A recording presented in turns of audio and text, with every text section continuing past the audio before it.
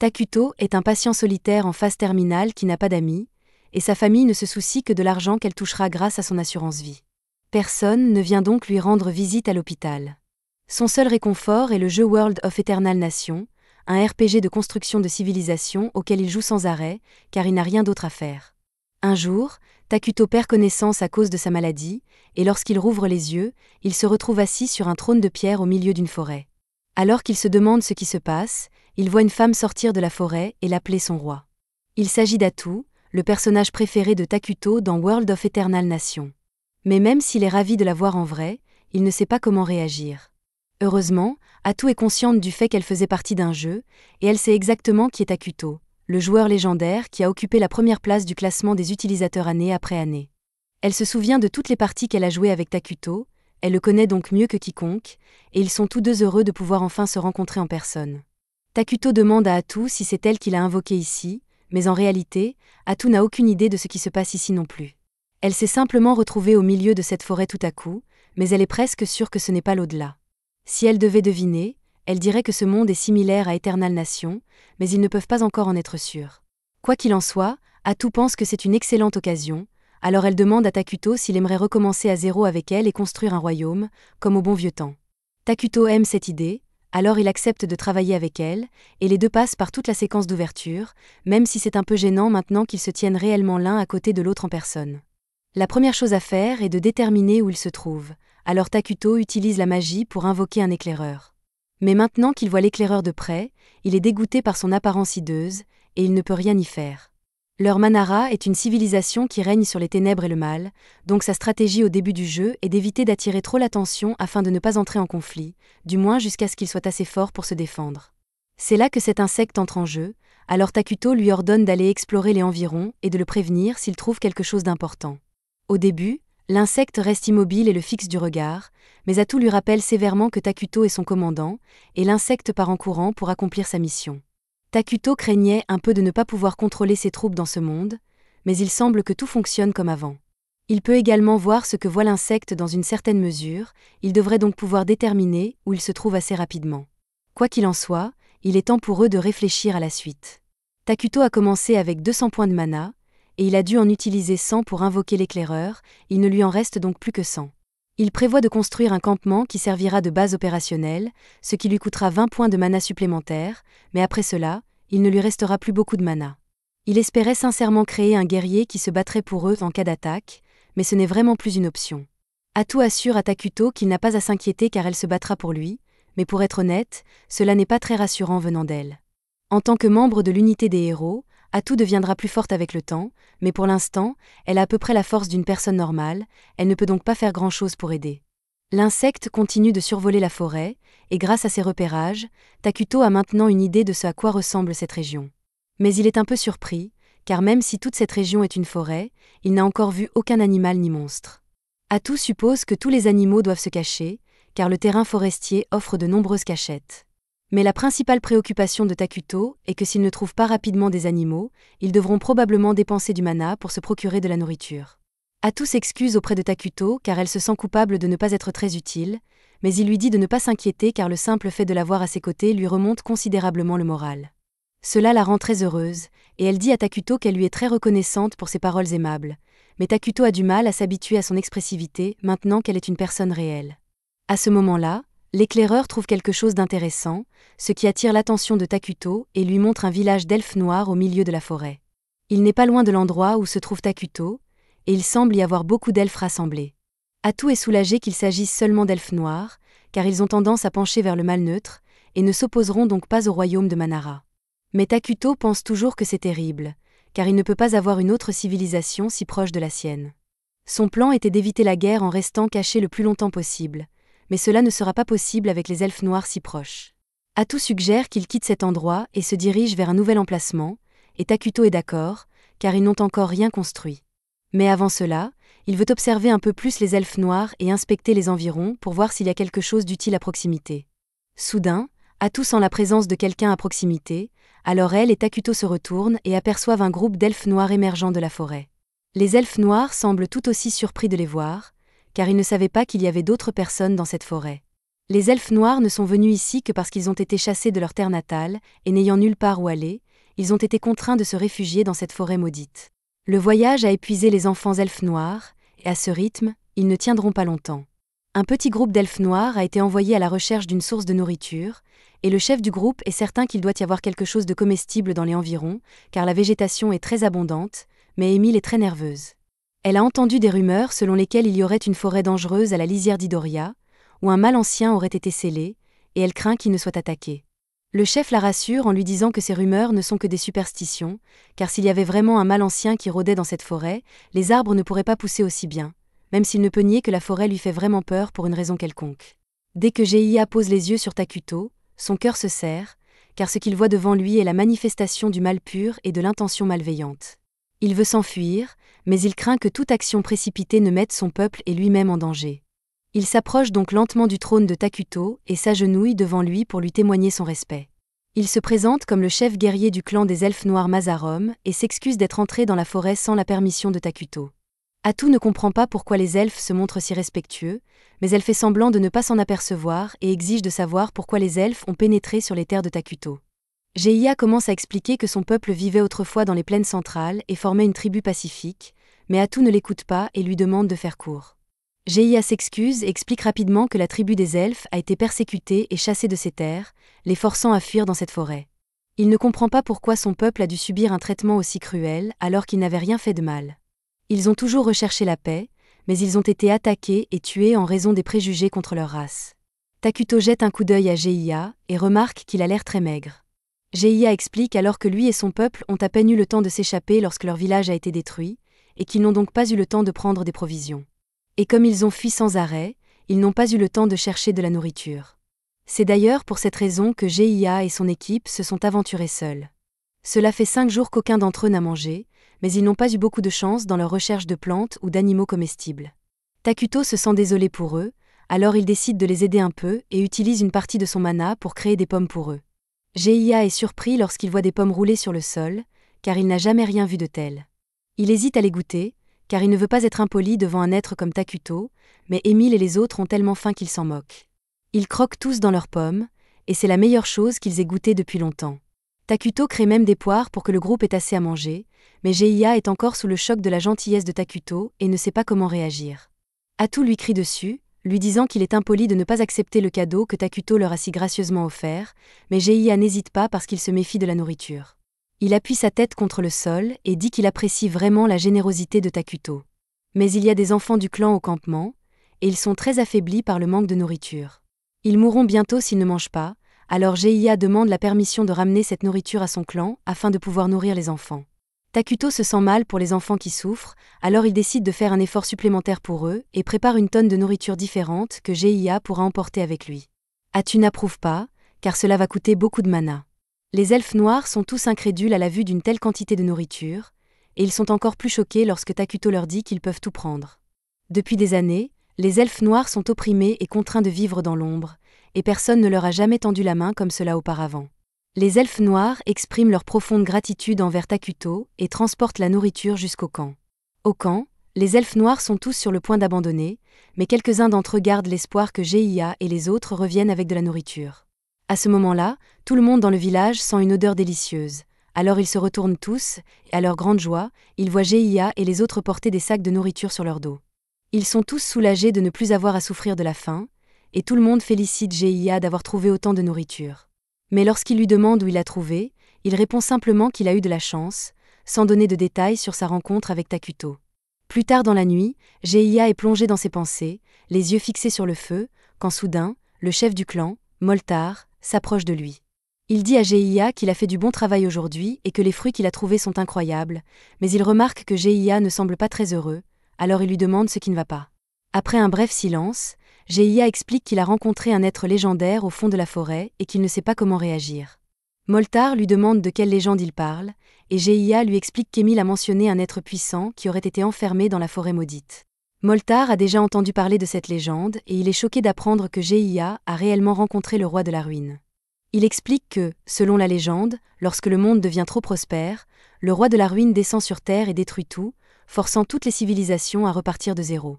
En toute honnêteté, Moltar ne peut garantir que la légende est vraie, mais il est enclin à y croire. Il demande à Geia si l'être qu'il a rencontré s'est présenté comme le roi de la ruine, mais Geia ne se souvient pas qu'il ait dit quoi que ce soit de tel. Cependant, vu son apparence terrifiante, un nom comme roi de la ruine lui va comme un gant. Moltar demande à Geia s'il a parlé au roi de la ruine, mais Geia répond que ce n'était pas vraiment une conversation. Le roi de la ruine n'a pas dit grand-chose, mais il avait une femme à son service qui parlait en son nom. D'après la description que Geia a fait de cette rencontre, Moltar est certain que cet être est de mauvais augure, alors il demande à Geia s'il a dû faire quelque chose comme vendre son âme en échange de la nourriture. Geia explique que le roi de la ruine n'a rien demandé en échange, mais Moltar trouve cela absurde, car quel genre d'être maléfique donne des choses gratuitement? Geia ne sait pas non plus pourquoi le roi de la ruine a fait cela, mais s'il devait deviner, il dirait que c'était par miséricorde. Il suppose que sa grâce a dû compatir à leur situation difficile et leur a offert son aide pour les sauver. Moltar est choqué que Geia appelle le roi de la ruine sa grâce, car c'est un titre utilisé uniquement pour montrer le plus grand respect. Mais Geia ne voit rien de mal à s'adresser au roi de la ruine en l'appelant sa grâce, car c'est quelqu'un qui mérite le respect. Moltar n'arrive pas à croire que Geia défende réellement le roi de la ruine et lui demande s'il a été hypnotisé ou quelque chose comme ça. Mais Geia fait remarquer que la seule raison pour laquelle ils peuvent se permettre de gaspiller leur énergie à se disputer ainsi, c'est grâce à la nourriture que leur a donnée ce soi-disant dieu maléfique. Et ce n'est pas comme si Geia aurait pu refuser l'offre alors qu'ils avaient désespérément besoin de nourriture, alors que voulait exactement Moltar qu'ils disent. Moltar se rend compte qu'il n'a pas le droit de juger la décision de Geia de faire confiance au roi de la ruine, car compte tenu de la situation, c'était la meilleure option. Cependant, en tant qu'ancien de cette tribu, il est de son devoir de veiller à la sécurité de tous, alors il déclare qu'à partir de maintenant, c'est lui qui s'occupera des négociations avec le roi de la ruine. Il est en vie depuis plus de 200 ans, il est donc certain de pouvoir parvenir à un accord avec le roi de la ruine. Pendant ce temps, au campement de Takuto, celui-ci se fait réprimander par Atu pour avoir gaspillé son mana en faisant preuve d'insouciance. Elle lui demande pourquoi il a agi ainsi, mais Takuto répond simplement qu'il se sentait désolé pour les elfes et qu'il ne voulait pas laisser leurs enfants mourir de faim. Atu comprend cela, mais elle rappelle à Takuto qu'ils viennent à peine de commencer à établir leur royaume et qu'ils ne peuvent donc pas gaspiller leurs ressources de cette manière. Elle a raison, alors Takuto s'excuse de ne pas avoir consulté Atu avant d'utiliser son mana et promet de se rattraper. Mais à part ça, il y a quelque chose qui le tracasse depuis un certain temps.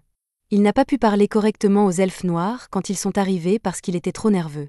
Atu est surprise d'entendre cela, car elle pensait que Takuto jouait délibérément le rôle d'un être supérieur dédaigneux, mais en réalité, il est simplement maladroit en société. À ce moment-là, l'insecte éclaireur revient et informe Takuto que les elfes s'approchent à nouveau de cette zone. Takuto et Atu sont surpris que les elfes reviennent, mais comme il leur a donné plus de nourriture qu'ils ne pouvaient en transporter la dernière fois qu'ils étaient là, ils supposent qu'ils reviennent chercher le reste. La coexistence de cultures différentes dans un même espace est vouée à provoquer un conflit à un moment ou à un autre, alors Takuto aimerait vraiment que les elfes prennent la nourriture et s'en aillent. Il pourrait simplement leur dire de quitter la forêt, mais cela nécessiterait d'entretenir une conversation avec quelqu'un d'autre qu'Atu, et cela dépasse les compétences de Takuto. Atu voit que Takuto est troublé par cette situation, alors elle a une idée et suggère de mener toutes les négociations à la place de Takuto. De cette façon, Takuto apparaîtra comme un roi mystérieux et digne plutôt que comme un adolescent socialement maladroit. Il aime cette idée, mais il demande si cela ne pose vraiment pas de problème qu'il la laisse parler à sa place. Cependant, Atu répond qu'elle est toujours heureuse de rendre service, et qu'elle n'a donc aucun problème à être la voix de Takuto. Peu de temps après, Moltar et Geia arrivent et s'agenouillent devant Takuto. Tout d'abord, Moltar se présente comme le chef de la tribu des elfes noirs et exprime sa profonde gratitude à Takuto pour avoir fourni à sa tribu la nourriture dont elle avait désespérément besoin. Il demande à connaître le nom de leur bienfaiteur afin de pouvoir le remercier comme il se doit, et après une brève pause pour confirmer auprès de Takuto, Atu annonce qu'il se trouve en présence du roi de la ruine, Takuto. Geia est stupéfaite de réaliser que Takuto est bien le légendaire roi de la ruine, mais ils ne peuvent pas se montrer impolis envers lui, alors Moltar remercie une nouvelle fois Takuto pour sa gentillesse à leur égard.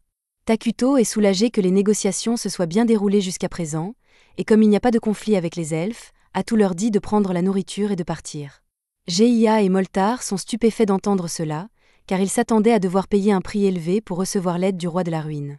Ils demandent donc à Atu s'ils peuvent vraiment partir sans rien offrir en échange, mais Atu leur rappelle qu'ils n'ont rien de valeur à offrir. Moltar ne veut vraiment pas partir sans payer sa dette, car avec quelqu'un d'aussi puissant que le roi de la ruine, cela pourrait leur coûter leur âme, mais il ne peut pas le dire à voix haute. Takuto sent que la tension monte soudainement, alors il appelle Atu pour lui parler en privé. Atu est vraiment contrariée par l'entêtement de Moltar, et elle est sûre que les elfes finiront par leur causer des ennuis s'ils les laissent tranquilles. Elle suggère donc de tous les tuer et de passer à autre chose, mais Takuto espérait en fait établir une relation mutuellement bénéfique avec eux. Il comprend que Moltar est mal à l'aise à l'idée de recevoir de l'aide gratuitement, surtout lorsqu'elle provient de quelqu'un appelé le roi de la ruine, alors il suggère de demander une compensation raisonnable pour le rassurer. Atu trouve que c'est une bonne idée, alors elle transmet la décision de Takuto aux elfes, et Moltar semble soulagée, mais Atu essaie toujours de déterminer ce qu'elle pourrait demander en compensation. Elle se tourne vers Takuto pour lui demander de l'aide, alors il lui dit de poser des questions sur le monde extérieur. Atu dit à Moltar qu'en guise de compensation, il doit fournir à Takuto des informations sur le monde extérieur à cette forêt, et il répond qu'il serait ravi de le faire. Cependant, Atu lui dit qu'une fois qu'il aura fourni ces informations, lui et son peuple devront quitter immédiatement cette forêt. Mais cela signifierait que les elfes seraient à nouveau contraints d'errer sans domicile.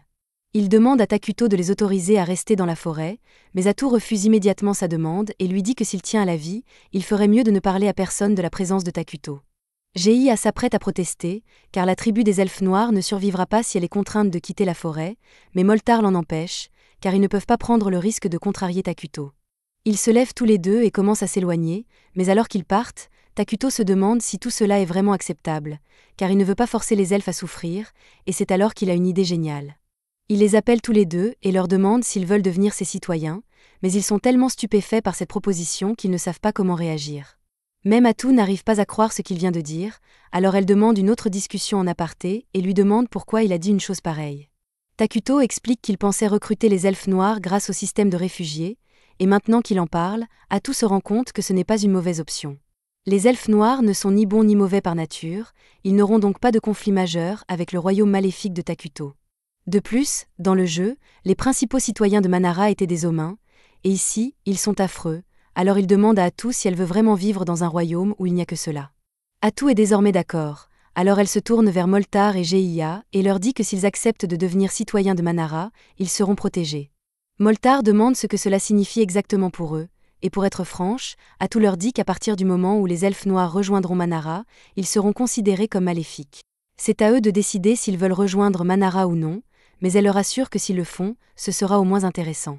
Un peu plus tard, Takuto et Atu se dirigent vers le camp des elfes noirs, car ils ont finalement pris leur décision, mais Atu est un peu contrarié qu'ils aient mis autant de temps à se décider. Takuto, quant à lui, s'attendait à ce qu'ils prennent du temps pour se décider, surtout après qu'Atu leur ait dit qu'ils deviendraient maléfiques s'ils rejoignaient Manara. Finalement, ils arrivent au camp des elfes noirs, et dès son arrivée, Moltar annonce à tout le monde que leur nouveau roi est arrivé. Ils s'agenouillent tous et ouvrent un passage à Takuto, qui se dirige vers le trône qu'ils ont fabriqué pour lui. Certains elfes sont terrifiés lorsqu'ils voient Takuto pour la première fois, tandis que d'autres semblent excités, mais ceux qui s'approchent un peu trop près finissent par s'évanouir sous l'effet de l'énergie noire qui se dégage de lui. Geiya avertit tout le monde de ne pas regarder Takuto directement, car ils pourraient penser qu'ils sont impolis, mais Takuto ne s'en soucie pas vraiment. Une fois que Takuto est assis sur le trône et que tous les elfes noirs sont rassemblés, il déclare officiellement que toutes les personnes présentes ici seront désormais citoyens de Manara. C'est à peu près tout. Tous les elfes noirs sont désormais citoyens de Takuto, mais Geiya s'attendait honnêtement à plus, car Atu avait dit qu'il deviendrait maléfique. À ce moment-là, une immense haine commence à envahir le corps de Geiya, alors qu'il se souvient de toutes les injustices que lui et son peuple ont subies, et il en va de même pour tous les autres membres de la tribu des elfes noirs. Après s'être rappelé comment ils ont été persécutés, ils sont tous soulagés et enthousiastes à l'idée d'avoir quelqu'un comme Takuto pour veiller sur eux. Quelques jours passent dans le nouveau royaume de Manara, mais les choses ne se passent pas bien du tout pour Takuto. Il était en train de regarder la carte que Moltar lui a donnée, et il devient incroyablement frustré car c'est le pire RNG qu'il ait jamais eu pour son emplacement de départ. Atu lui demande ce qui ne va pas, alors il montre la carte et explique qu'au nord de cette forêt se trouve le saint royaume de Kolia, qui vénère le dieu Arlo, et le royaume elfique d'Elna, qui vénère la nature. Tous deux sont fortement orientés vers le bien, donc si l'un d'eux venait à découvrir l'existence de la nation maléfique de Manara, Takuto et Atu seraient cuits. Ils n'ont aucune chance de vaincre des nations aussi puissantes dans un affrontement direct, et pour ne rien arranger, cette forêt maudite ne recèle aucune ressource exploitable, ce qui rend la situation encore plus difficile. Le bon côté des choses, c'est qu'ils ont désormais les elfes noirs, qui devraient leur permettre de compenser les faiblesses actuelles du royaume. En parlant des elfes, Atu les entend approcher et semble ravi, car ils sont probablement là pour lui livrer des informations précieuses. Peu après, Moltar et Geiya arrivent, accompagnés cette fois-ci d'Emile. Geiya explique qu'Emile est très intelligent et qu'il connaît bien les traditions et les affaires étrangères, et qu'il est donc certain qu'il sera d'une grande aide pour les projets de Takuto. Takuto est ravi de cette aide supplémentaire, mais il remarque qu'ils sont très nerveux en sa présence, alors il demande à Atu de leur dire qu'ils n'ont pas besoin d'être aussi formels avec lui. Atu leur annonce ensuite que Takuto a pris quelques décisions concernant l'administration de Manara. À partir d'aujourd'hui, il nommera Moltar et Geiya à des postes clés. Moltar s'occupera de la gestion des affaires de la nation, et d'après ce qu'Atu a entendu, Moltar devrait être capable d'utiliser la magie, elle attend donc beaucoup de lui. Quant à Geiya, il sera nommé capitaine des guerriers de toute l'armée de Manara et aura toute autorité sur les troupes. Geiya se dit honoré et promet de massacrer sans hésiter tous ceux qui se mettront en travers du chemin de Takuto.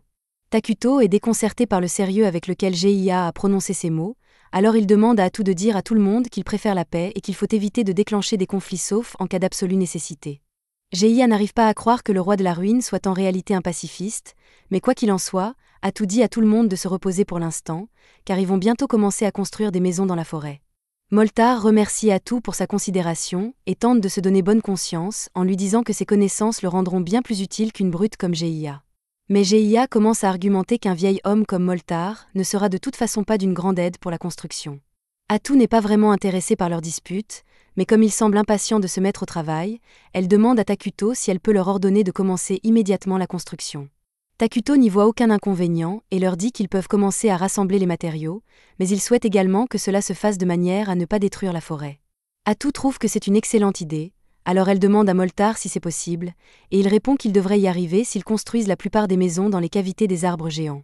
Takuto est ravi d'entendre cela, alors il leur dit de se mettre au travail dès que possible, mais il leur rappelle de reboiser au fur et à mesure. Les trois amis s'apprêtent à se mettre au travail, mais ils sont un peu perplexes car ils ne comprennent pas ce que Takuto entend par « reboiser ». Takuto est surpris qu'il ne sache pas ce qu'est le reboisement, car d'après ce qu'il a entendu, les habitants de ce monde devraient déjà avoir débloqué l'arbre technologique de l'architecture fortifiée. Atu leur demande s'ils connaissent au moins la magie militaire ou les 6 grands éléments, mais Moltar n'a jamais entendu parler que de 4 grands éléments. Quant à la magie militaire, Émile doute que quiconque dans les autres nations la connaisse, alors Takuto et Atu se rendent compte que les habitants de ce monde sont étonnamment sous-développés. À l'heure actuelle, la magie technologique des elfes noirs est bien en deçà des attentes de Takuto. Mais si le reste du monde en est au même stade de développement, Takuto pense qu'il devrait pouvoir les rattraper rapidement. Cela prendra encore beaucoup de temps, alors pour l'instant, Atu explique ce qu'est le reboisement. Il s'agit essentiellement de replanter des arbres au fur et à mesure qu'on les abat afin de préserver la forêt. Mais normalement, les arbres mettent des décennies à pousser naturellement. Donc dans ce cas, le reboisement fait référence à une technique spéciale qui utilise des éléments magiques pour accélérer la croissance. Elle dit que c'est une technique créée personnellement par Takuto, mais c'est un gros mensonge, car Takuto n'a rien inventé, mais il serait gênant de dire la vérité maintenant. Émile est très enthousiaste à l'idée que Takuto possède des connaissances incroyables. Alors elle lui demande s'il est celui qui a créé les pommes et les raisins qu'il leur a donnés. Elle a même planté quelques graines de raisin et elles ont déjà commencé à germer, alors elle est impatiente de voir comment elles vont pousser. Takuto et Atu se taisent tous les deux dès qu'Émile mentionne qu'elle a planté un pépin de raisin, car cette idée ne leur avait même pas traversé l'esprit. Les fruits comme les raisins et les pommes n'existent pas dans ce monde. Pourtant, Takuto a pu les créer grâce à son talent de production d'urgence, et si son hypothèse est correcte, alors ce talent ne devrait pas se limiter à la nourriture. Takuto l'atteste en invoquant une pièce de monnaie, et comme il s'y attendait, cela fonctionne parfaitement. Grâce à cette nouvelle découverte, tant qu'il dispose du mana nécessaire, il peut créer n'importe quoi, de la poudre à canon aux métaux communs, en passant par le pétrole. Conquérir le monde ne sera donc peut-être pas aussi difficile qu'il le pensait. Le Saint-Empire a eu vent d'une présence sombre dans la forêt, alors la Sainte, accompagnée de l'évêque et de quelques chevaliers, est envoyée pour enquêter. Les chevaliers ont tous entendu des histoires sur la Sainte possédant des pouvoirs spéciaux, mais d'après ce qu'ils ont vu jusqu'à présent, elle ressemble juste à une fille ordinaire. Cependant, lorsqu'ils rencontrent un groupe de gobelins, elle démontre pourquoi elle est si respectée au sein de l'Église. Sous le dieu Ilow, les créatures maléfiques comme les gobelins sont considérées comme un fléau à éliminer, alors d'un simple geste de son bâton, elle les réduit tous en cendres dans un brasier de flammes sacrées. Tous les chevaliers sont stupéfaits par ce qu'ils viennent de voir, alors le cardinal explique que la capacité de Solina fait partie des raisons pour lesquelles l'Empire a pu maintenir sa paix avec les elfes et repousser tout le mal en Idoragia, c'est pourquoi elle est vénérée comme l'une des 7 grandes saintes du continent. Solina demande au cardinal s'il a des nouvelles sur le présage qu'elle a senti dans ces terres, mais le cardinal lui dit qu'il ne peut pas simplement envoyer des paladins pour enquêter sur cette région. Dans leur nation, montrer de l'intérêt pour le Sud est ridicule, donc il n'y a aucun moyen que l'Église centrale permette l'utilisation de paladins pour enquêter sans une bonne raison. Solina dit au cardinal que s'il n'est pas prêt à envoyer des paladins, alors elle ira enquêter seule, mais le cardinal lui dit qu'elle ne peut pas faire ça non plus parce que, en tant que sainte, tout ce qu'elle fait affectera la réputation de l'Église. Il voit que Solina n'est pas prête à reculer sur ce point, alors il lui dit qu'il enverra quelques-unes de ses troupes personnelles pour enquêter, mais en partant, il maudit Solina dans sa barbe pour être si difficile. Pendant ce temps, à Manara, tous les elfes noirs ont travaillé dur sur les efforts de construction, et ils ont enfin terminé la salle du trône. Takuto est très heureux puisqu'il n'a plus à dormir à la belle étoile, et sa nation est un pas plus près de la domination mondiale.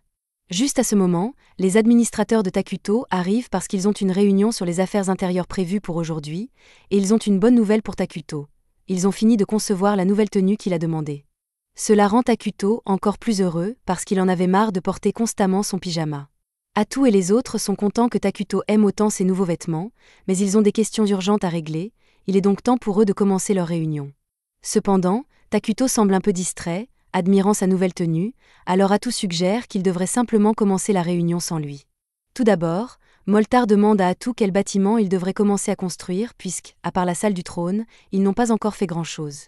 Ils ont déjà fait des travaux préparatoires comme niveler le sol et tailler les branches environnantes, alors Atu leur dit qu'ils devraient commencer par une installation de production alimentaire puisque nourrir tout leur peuple est une priorité absolue.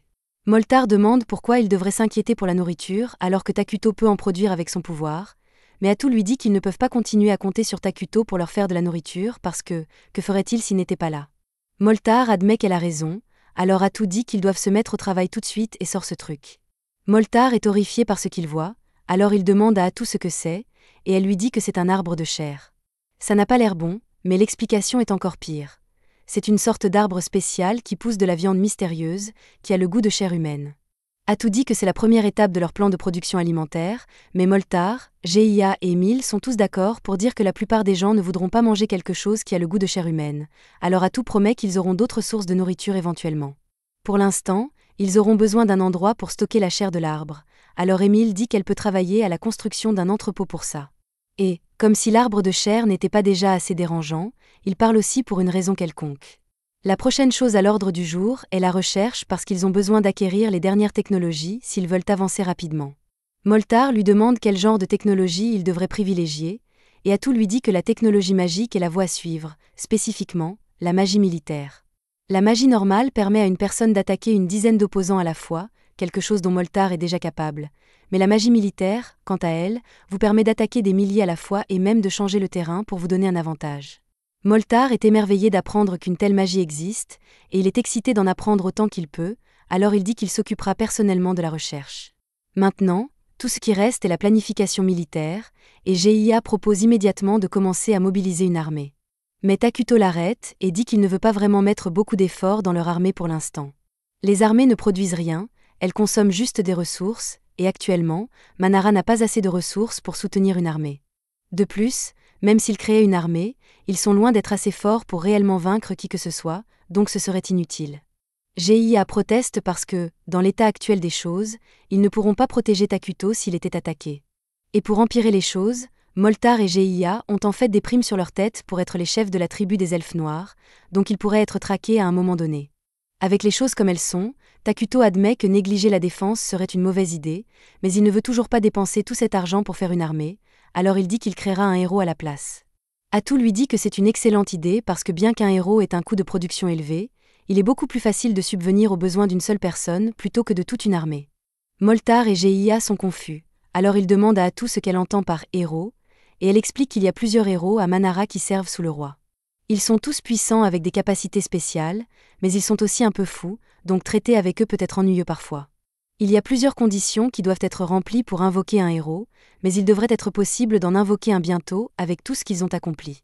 Et en prime, invoquer un héros n'attirera pas trop l'attention sur eux, donc Manara peut continuer à rester caché. Cela règle à peu près toutes les préoccupations concernant les affaires intérieures pour l'instant. Le bonheur des habitants de Manara est très important pour Takuto parce que plus ils sont heureux, plus il peut générer de mana.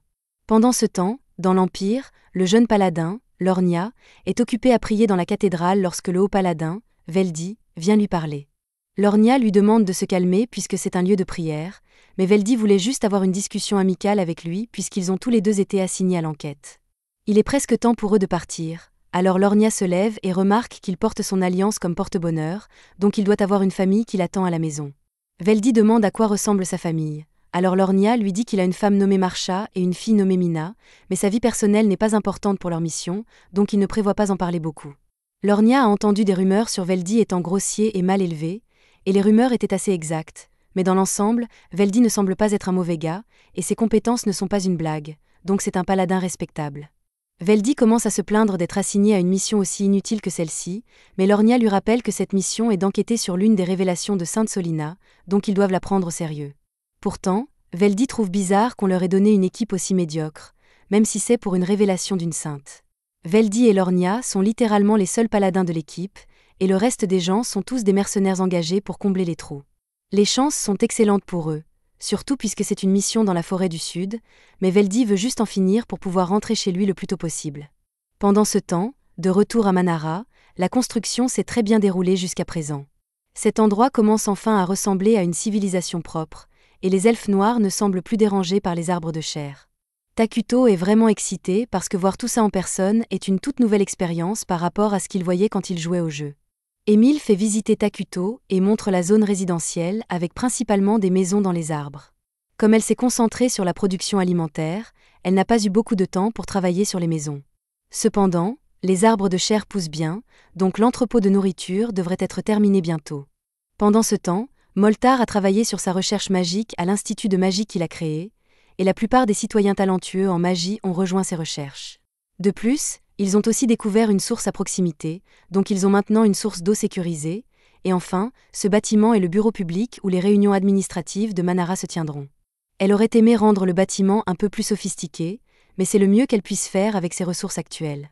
Takuto est satisfait de l'initiative qu'Émile montre puisqu'elle gère très bien les choses, et il est aussi content de voir que les elfes noirs, qui étaient au bord de la mort quand il les a rencontrés pour la première fois, ont maintenant l'air en pleine forme. Émile est un peu nerveuse puisqu'elle ne peut pas deviner ce que Takuto pense, alors elle lui demande s'il est satisfait de son travail jusqu'à présent, et Takuto lui dit qu'elle a fait du bon travail. Il dit qu'il est heureux de la voir comme l'une de ses citoyennes, et entendre de tels éloges de la part de Takuto est la meilleure chose qu'Émile pouvait espérer, elle est tellement heureuse qu'elle éclate en larmes. Une fois qu'elle a repris son calme, Émile montre à Takuto la ferme d'arbres de chair, et les choses ont progressé sans problème grâce à tout l'équipement agricole que Takuto leur a fourni. Bien qu'Émile soit toujours effrayée par les étranges arbres de chair qui parlent, alors elle veut passer à la source d'eau qu'elle a trouvée. Elle emmène Takuto et Atu dans la forêt, mais pour une raison quelconque, les choses semblent très différentes de ce qu'elles étaient avant. Et quand ils arrivent enfin à la source, Émile est horrifié de voir que l'eau est devenue complètement noire. Moltar et Geia arrivent bientôt aussi puisqu'ils avaient entendu qu'Émile voulait construire un aqueduc près de la source, mais maintenant qu'elle ressemble à ça, ils ne pensent plus pouvoir l'utiliser. Cependant, juste quand ils avaient perdu espoir, Atu leur dit que l'eau est toujours parfaitement sûre, et pour le prouver, elle se penche et prend une gorgée d'eau. Les autres sont choqués qu'Atu prenne un tel risque, mais elle leur dit d'essayer de prendre une grande inspiration, et quand ils le font, pour une raison quelconque, l'air semble meilleur que la normale. C'est l'un des avantages de la nation maléfique de Manara. Toutes les terres près de la nation deviennent un terrain maudit, et cela accorde des bonus mineurs aux créatures maléfiques tout en appliquant des pénalités aux créatures neutres et bonnes. Cela signifie que bien que l'eau, l'air et la terre puissent sembler sombres et mortels, tous les citoyens maléfiques de Manara ne subiront aucun effet négatif. Il y a juste un petit problème avec ça, cependant, une forêt maudite est assez visible, donc ça ruine un peu toute leur stratégie de rester cachés. Ce ne sera pas si grave si la région maudite reste petite, mais à mesure que Manara s'étend, il deviendra plus facile pour leurs ennemis de les découvrir, donc Geia et Moltar pensent qu'il est temps de commencer à travailler sur cette armée dont Geia a parlé plus tôt. Cependant, Atu lui dit qu'il n'y a pas lieu de s'inquiéter puisqu'un seul héros est plus que suffisant pour gérer toutes les menaces en début de partie. Moltar et Geia ne savent toujours pas exactement ce qu'un héros est censé pouvoir faire. Atu pourrait donner une longue explication de stats, mais elle pense que ce sera plus rapide de leur donner une démonstration. Des tentacules commencent à émerger du dos d'Atu, et elle les utilise pour trancher tous les arbres autour d'elle en un instant. Moltar et les autres sont dans une incrédulité totale face à ce qu'ils viennent de voir, mais Atu explique qu'elle est aussi un héros, et comme elle est ici depuis un moment, sa force lui revient enfin, bien que ce soit encore loin de ce qu'elle était à son apogée. L'important à retenir ici est que les héros sont incroyablement forts, et ils deviennent plus forts avec le temps, donc tant qu'ils ne font face à aucune menace significative pendant un moment, Takuto est confiant qu'ils devraient aller bien. Mais à part ça, il est un peu contrarié contre Atu parce qu'elle n'avait pas besoin de détruire ces arbres juste pour prouver sa force. Moltar et Geia sont toujours émerveillés par le pouvoir que possède Takuto, et ils ont hâte de construire un palais digne de sa majesté, mais Takuto pense que ce serait un gaspillage de ressources, alors il leur dit qu'il n'en a pas besoin. Moltar, Gia et Émile insistent sur le fait qu'il est absolument nécessaire que Takuto ait un château parce qu'ils se sentiraient trop coupables en tant que ses citoyens s'ils n'en avaient pas. Et comme ils en font tout un plat, Atu dit à Takuto qu'il devrait probablement en faire construire un pour satisfaire leurs souhaits. Takuto admet qu'un palais serait cool, et il espérait de toute façon faire un château flottant un jour, alors autant commencer maintenant puisque les choses se passent si bien. Mais à son insu, les paladins se rapprochent lentement du continent sombre, et il y aura forcément une confrontation quand ils découvriront Manara. En chemin, Valdis dit à Lornia qu'il a fait un excellent travail en engageant autant de mercenaires, et Lornia répond que ce n'était pas facile à réaliser, surtout puisque la plupart des mercenaires de la région sont actuellement stationnés dans le nord. Pour une raison inconnue, un groupe de barbares est soudainement apparu dans la province du Nord, et ils ont commencé à piller les villages environnants, alors la Sainte et son armée ont été envoyés pour s'occuper d'eux. Cependant, la situation là-bas est toujours très mauvaise, donc l'un des mercenaires dit qu'il est content de ne pas être parmi ceux qui doivent combattre les barbares. Un autre mercenaire dit que cela pourrait en valoir la peine car il a entendu que la paix là-bas est vraiment bonne, mais il y a aussi des rumeurs selon lesquelles une sorcière aurait été aperçue là-bas, et aucun d'entre eux ne veut avoir affaire à ça. Veldi leur dit qu'il est inutile d'en parler maintenant car, que la sorcière du Nord soit réelle ou non, ils ne la rencontreront pas puisqu'ils se dirigent vers les terres maudites du Sud. Le groupe arrive bientôt dans une ville voisine pour passer la nuit, et pendant qu'ils dînent tous, Lornia commence à interroger le mercenaire Bargo pour obtenir plus de détails sur la sorcière dont il a parlé plus tôt. Bargo dit que ce n'est qu'une rumeur qu'il a entendue, disant qu'une sorcière était responsable de tout le chaos dans le Nord, mais Lornia trouve cela absurde car il est impossible qu'une seule personne ait pu faire tout ça, surtout lorsque la Sainte a été envoyée pour régler le problème. Bargo convient que cela semble farfelu et qu'il ne croit pas personnellement que c'est vrai, mais mieux vaut prévenir que guérir car affronter une vraie sorcière serait incroyablement dangereux. En parlant de danger, Bargo trouve étrange que le royaume ait envoyé 2 chevaliers sacrés à si court préavis, surtout lorsque leur destination est les terres maudites, alors il demande à Veldi de lui dire exactement ce qu'ils vont y affronter, car si c'est quelque chose de similaire à une sorcière, alors Bargo se retire ici même. Veldi n'a pas vraiment obtenu de détails sur ce qu'ils rencontreront dans la forêt, mais il assure à Bargo que ça ne peut pas être si grave. S'il devait deviner, il dirait que cela a quelque chose à voir avec les elfes noirs qui ont envahi la forêt récemment, donc le royaume veut probablement qu'il s'assure que les elfes ne causent pas de problème. Il a tort. Cependant, Lornia et Bargo le croient pleinement car les elfes noirs sont considérés comme des assassins dangereux et des utilisateurs de malédictions par les habitants du royaume. Lornia craint que si les elfes noirs sont laissés tranquilles, ils pourraient finir par devenir assez forts pour attaquer le royaume, alors il veut commettre un léger génocide, mais Veldi l'interrompt et dit que cette mission est juste une investigation, donc dès que les choses deviendront dangereuses ou violentes, ils battront en retraite. Bargo est content d'entendre que Veldi est si raisonnable car il ne veut vraiment pas participer à un massacre. Lornia ne comprend pas pourquoi Veldi refuserait une opportunité d'éliminer une race maléfique. Veldi dit simplement « Tu as une femme et des enfants, et tu veux vraiment te lancer dans une bataille génocidaire sans raison ?» Même si Lornia ne se soucie pas de rentrer vivant, le reste des mercenaires ici ont des familles qu'ils aimeraient revoir, donc à moins que ce ne soit absolument nécessaire, Veldi ne va pas mettre leur vie en danger. Lornia n'est toujours pas d'accord avec l'idée de laisser les elfes vivre, mais il veut aussi revoir sa famille, alors il décide finalement de suivre les instructions de Veldi. Pendant ce temps, à Manara, Takuto a rassemblé tous ses citoyens en un seul endroit car il y a quelque chose qu'il veut leur faire voir. Ils sont tous très confus car il se tient simplement debout à côté d'un tas de fruits de l'arbre à viande, mais Takuto lève alors la main et commence à déverser du mana dans les fruits. Tout le monde regarde avec impatience pour voir ce qui va se passer, mais à leur grande surprise, juste devant leurs yeux, le tas de fruits se transforme en un scarabée éclaireur. Tout le monde est émerveillé par ce qu'ils viennent de voir car Takuto a essentiellement créé une nouvelle vie d'un simple geste de la main, et Atu annonce que ce n'est qu'une fraction de ce que Takuto peut vraiment faire, donc ils doivent tous continuer à se dévouer à lui. Ensuite, Takuto retourne dans sa salle du trône, et il est soulagé que les gens ne lui aient pas posé trop de questions sur la création du scarabée éclaireur car il ne comprend honnêtement pas comment cela fonctionne. Lui et Atu suivent simplement la procédure du jeu pour que cela se produise, mais quand on le voit en personne, il est difficile de croire que simplement pomper du mana dans un tas de fruits suffirait à créer la vie.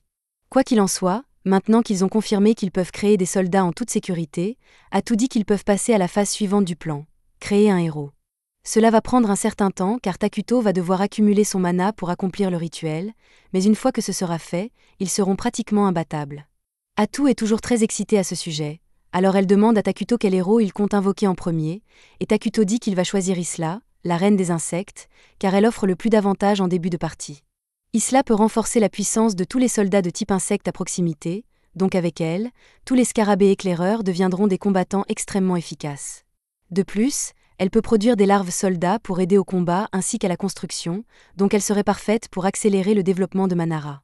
Atou félicite Takuto d'avoir élaboré une stratégie aussi solide, mais outre les capacités uniques d'Isla, elle est aussi la seule héroïne qui n'a pas une personnalité problématique. Quant aux autres héros, l'un est obsédé par la conquête du monde, tandis que l'autre veut tout voir brûler, et Takuto ne voulait vraiment pas avoir à gérer ça pour l'instant. Cela dit, ces deux-là sont toujours très puissants, donc il va devoir les invoquer un jour. Il espère juste que les héros ne causeront pas de problème lorsqu'il les invoquera car il aimerait vivre une vie paisible dans ce monde. Pendant ce temps, de retour avec les chevaliers sacrés et les mercenaires, ils viennent de tomber sur un géant des collines en colère, et s'en occuper ne sera pas facile, alors Lornia dit à tous les mercenaires de se préparer au combat. Cependant, avant que les combats ne commencent, Veldi dit à tout le monde de se calmer et de le laisser s'en occuper seul. Lornia essaie de s'y opposer, mais Veldi lui dit que ce sera plus rapide s'il s'en charge seul, et ils n'ont pas beaucoup de temps à perdre ici de toute façon. Veldi s'approche du géant et commence à dire une prière. Alors Lornia explique aux mercenaires que Veldi utilise la technique secrète de Qualia, qui permet d'utiliser des prières pour imprégner ses attaques de pouvoir divin. Le géant tente de frapper Veldi avec sa massue, mais Veldi parvient facilement à la trancher en deux. Le pouvoir que les arts divins confèrent varie d'un chevalier à l'autre, mais pour les chevaliers sacrés de haut rang comme Veldi, sa puissance est égale à celle d'un dragon mineur, donc le géant n'a aucune chance. Après que Veldi a tué le géant, Lornia commence à le féliciter pour son immense puissance et dit qu'avec Veldi et leur équipe, ils peuvent certainement affronter tout ce qu'ils rencontreront dans la forêt sombre. Cependant, Veldi n'a pas l'air satisfait et lui dit qu'ils ne peuvent encore rien affirmer avec certitude. De retour à Manara, Takuto est occupé à manger un hamburger, mais Atou est un peu inquiète car il n'a mangé que de la malbouffe depuis son arrivée. Elle ne compte pas l'arrêter, mais elle lui dit qu'il devrait manger plus sainement. Takuto a passé sa dernière vie à l'hôpital à ne manger que de la bouillie nutritive jusqu'à sa mort, alors maintenant il veut juste manger de la nourriture savoureuse. Juste à ce moment-là, il se souvient qu'il a quelque chose d'important à discuter. Il demande à Atou si elle peut convoquer Gia et Moltar pour une réunion après ça. Atou accepte de le faire, mais elle est curieuse de savoir de quoi il s'agit. Alors Takuto explique que grâce au scarabée éclaireur supplémentaire qu'il a obtenu, il peut maintenant voir plus de la forêt, donc il veut demander conseil à Gia et Moltar sur la manière de gérer cela. Atou demande à Takuto s'il fait référence au village à l'extérieur de la forêt, et il le confirme. Sa principale inquiétude est que, parce que le village est si proche, ils finiront par découvrir l'existence de Manara tôt ou tard. Heureusement, il ne semble pas que le village fasse partie du saint royaume de Qualia, donc ils sont probablement neutres, et cela signifie qu'il sera possible de négocier avec eux. Cependant, si quelqu'un d'autre devait se montrer, ce serait vraiment mauvais car venir jusqu'ici signifierait qu'ils sont en mission. Takuto dit à Atou qu'elle n'a pas besoin de s'inquiéter, autant car il n'y a aucune preuve que quiconque ait découvert leur existence pour l'instant. Atou le prévient en plaisantant que dire des choses comme ça ne finit jamais bien pour le personnage principal, et Takuto rit avec elle, mais il s'arrête soudain de rire quand il réalise que des gens sont effectivement arrivés, et pire encore, il semble que ce soit un groupe de soldats armés, donc ils ne sont certainement pas là pour des discussions pacifiques. Takuto veut éviter de trop se faire remarquer, alors il demande à Atou d'aller s'occuper des soldats. Il lui demande aussi d'essayer d'être pacifique d'abord, mais si ça ne marche pas, alors elle est libre d'utiliser autant de violence que nécessaire. Pendant ce temps, à l'extérieur de la forêt, l'expédition sacrée se prépare à entrer, mais avant qu'il ne puisse marcher dedans, Veldi remarque quelque chose d'étrange derrière la ligne des arbres, alors il dit à tout le monde de reculer. Quelques instants plus tard, Atou émerge de la forêt vêtu d'une cape, et Lornia et Veldi sont surpris de voir quelqu'un vivre là-dedans. Veldi lui demande de s'identifier, alors Atou ment et dit qu'elle est une humble elfe noire qui vit dans ces bois avec son peuple. Lornia a toujours le génocide des elfes noirs en tête, alors il est sur le point de la provoquer, mais Veldi l'arrête et change de sujet. Il dit à Atou que lui et son groupe sont juste là pour enquêter sur la forêt, alors il lui demande si elle serait prête à les laisser entrer. Atou refuse poliment leur demande, disant que les elfes noirs préféreraient ne pas voir leur nouvelle maison envahie sans raison. Lornia se sent offensée qu'une elfe noire de bas étage ose refuser une demande d'homme saint de Dieu, mais avant qu'il ne puisse en dire plus, Veldi lui dit de fermer sa putain de bouche avant qu'il ne cause des problèmes. Veldi est déjà suspicieux, mais il essaie de convaincre Atou de les laisser entrer en lui parlant de la révélation divine qu'ils ont reçue de la Sainte concernant une grande calamité dans cette forêt. Lornia commence à paniquer car les révélations divines sont des secrets nationaux, pourtant Veldi vient de la révéler à une femme inconnue. Veldi lui dit encore une fois de se taire, mais informer les autres d'une révélation divine sans permission est contraire aux règles de l'ordre sacré. Alors Lornia dit qu'il va le dénoncer une fois de retour à Qualia. Veldi dit à Lornia qu'il est libre de faire ce qu'il veut, puis il se retourne vers Atou pour lui demander si elle est prête à les laisser entrer maintenant. Cependant, Atou refuse toujours, et elle dit à Veldi qu'il n'y a pas besoin qu'il fouille la forêt car il n'y a rien de dangereux ou de maléfique là-dedans. C'est un mensonge éhonté, mais Veldi décide que ça ne vaut pas la peine de discuter ici, alors il dit à tout le monde qu'ils rentrent chez eux. Veldy n'est pas un idiot, il sait qu'Atou est très louche, mais il sait aussi que lorsqu'une seule personne encapuchonnée sort avec confiance pour affronter une armée entière, il vaut probablement mieux ne pas s'en mêler. L'option la plus sûre ici est de revenir et de se regrouper avant de faire quoi que ce soit, mais Lornia est trop impulsif pour comprendre qu'il s'agit d'une retraite tactique, alors il accuse Veldy d'abandonner la mission et dit qu'il le prive de toute autorité. Il ordonne ensuite aux mercenaires de le suivre car ils vont entrer dans la forêt pour enquêter, et malheureusement, Lornia était celui qui les a engagés, donc ils doivent écouter ses ordres. Personnellement, je démissionne sur le champ après avoir vu Veldy si paniquer, mais Lornia ordonne aux hommes de saisir Atou immédiatement pour avoir désobéi à ses ordres plus tôt, alors les hommes commencent à se rapprocher d'elle, et malgré les avertissements de Veldy, ils ne sont plus prêts à écouter. Atou est déçu que sa tentative de les faire partir pacifiquement ait échoué, même si elle a fait de son mieux, mais bon, c'est comme ça. À l'instant suivant, Lornia se réveille par terre et se retrouve couvert de sang car Atou a cessé de se retenir. Et bien qu'il soit toujours en vie d'une manière ou d'une autre, le reste des mercenaires n'a pas eu cette chance. Veldy crie à quelqu'un d'aller signaler cela au royaume, mais Bargo lui répond que tous leurs messagers ont déjà été éliminés par Atou, et que les mercenaires qui ont réussi à survivre ne sont pas assez rapides pour faire le trajet à temps, surtout avec Atou en mode attaque. Il dit à tout le monde de préparer ses armes, car ils n'ont désormais plus d'autre choix que de se battre. Il leur ordonne de tirer tout ce qu'ils ont, et les mercenaires décochent toutes leurs flèches, mais Atou les bloque sans effort et reste indemne. La dernière chose que Veldy souhaitait était d'affronter quelqu'un comme Atou, et celle-ci est tout aussi déçue que lui. Elle dit clairement que tout cela est la faute de Lornia, car elle aurait été parfaitement heureuse de les laisser partir s'ils avaient simplement accepté de quitter la forêt, mais Lornia a dû jouer les justiciers, alors maintenant elle doit le tuer. Lornia se rend compte qu'il a grave merdé, alors il est enfin prêt à écouter et demande s'il sait ce qu'est Atou. Veldy avait des soupçons lorsqu'ils l'ont rencontré pour la première fois, c'est pourquoi il voulait éviter le combat, mais maintenant qu'il a vu sa véritable forme, il est certain qu'Atou doit être une sorcière. Une sorcière est un monstre de classe calamité officiellement reconnu comme une menace nationale. Atou est bien trop forte pour que les mercenaires aient une chance contre elle, alors Veldy leur dit de rester en retrait afin que lui et Lornia puissent s'occuper d'elle. Ils se précipitent tous les deux sur Atou et récitent leurs prières pour renforcer leurs attaques. Au début, Atou ne les prend pas au sérieux, elle se contente de bloquer leurs coups et les traite de faibles, mais à sa grande surprise, ils parviennent à couper 2 de ses tentacules. La tâche ne sera peut-être pas aussi facile qu'elle le pensait.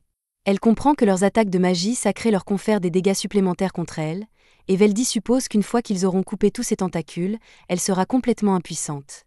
Atou ne veut pas que cela arrive, alors elle prend 2 des mercenaires en otage et décide de les utiliser comme boucliers humains pour forcer Veldy et Lornia à cesser leurs attaques. Cependant, Veldy dit à Lornia que s'il n'arrête pas Atou ici, il est tout à fait possible qu'elle s'en prenne à Qualia à l'avenir, et que pour le bien de leur nation, des sacrifices doivent être faits. Lornia n'aime pas cette idée, mais il est d'accord avec Veldy, et tous deux poursuivent leur charge et coupent les otages ainsi que les 2 derniers tentacules d'Atou. Atou est surprise qu'ils aient été prêts à tuer leurs alliés aussi facilement, et pendant un instant, elle semble réellement en difficulté, mais tout cela n'était qu'un jeu pour elle. Une seconde plus tard, plusieurs tentacules émergent du sol et Veldy est transpercée à plusieurs reprises. Dans un dernier souffle, il dit à Lornia de s'enfuir, et peu après, Atou l'achève d'un coup de tentacule à la tête. Lornia n'en revient pas de ce qui vient de se passer, car il était sûr qu'ils avaient coupé tous les tentacules d'Atou, mais même si c'est vrai, Atou ne se souvient pas avoir dit qu'elle ne pouvait pas en faire pousser d'autres. En fait, elle pouvait en invoquer autant qu'elle le voulait depuis le début, et elle s'est donc contentée de jouer avec eux depuis le début. Après ce qu'ils viennent de voir, tous les mercenaires ont perdu toute envie de se battre, et Atou ne semble pas disposé à épargner la vie de qui que ce soit. Lornia leur dit donc de s'enfuir aussi vite que possible, espérant que s'ils se dispersent dans toutes les directions, au moins l'un d'entre eux pourra retourner au royaume et raconter ce qui s'est passé ici. Tous les mercenaires lâchent immédiatement leurs armes pour s'enfuir, et Atou n'a pas vraiment envie de les poursuivre, alors elle les laisse partir, même si elle aurait préféré qu'ils le fassent dès le début, car cela lui aurait évité bien des ennuis. Lornia décide de rester pour occuper Atou, et il brandit son épée sacrée vers elle, mais à sa grande surprise et à son grand désarroi, elle la bloque avec la même technique sacrée. Il ne comprend pas comment une créature maléfique comme elle peut avoir accès à des techniques sacrées, et normalement, cela ne serait pas possible. Mais quand Atou a tué Veldy, elle a absorbé toute son expérience et ses techniques d'épée, et maintenant, elle est aussi douée que lui. Elle commence à attaquer Lornia en utilisant les techniques de Veldy, et elle ne peut s'empêcher de faire l'éloge de Veldy, car il était vraiment un homme digne d'être qualifié d'élite, mais malheureusement, il a fini par mourir parce que Lornia n'a pas su tenir sa langue. Elle se moque ensuite de Lornia en lui demandant s'il a seulement pensé à retourner chez lui auprès de sa femme et de sa fille, mais Lornia n'en a jamais parlé ici, et c'est là qu'il comprend qu'Atou n'a pas seulement pris les compétences de Veldy, elle a aussi pris tous ses souvenirs.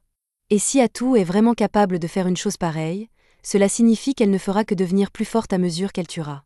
Elle demande à Lornia s'il veut connaître les dernières pensées qui ont traversé l'esprit de Veldy avant qu'elle ne le tue, et comme l'homme gentil qu'il était, Veldy pensait à la survie de ses hommes jusqu'au moment de sa mort, mais on ne peut pas en dire autant de Lornia. Il tente de se défendre en disant que les autres mercenaires se sont déjà enfuis pour rapporter ce qui s'est passé, donc la mission n'a pas été un échec total, mais Atou lui répond simplement que tous ces mercenaires sont morts.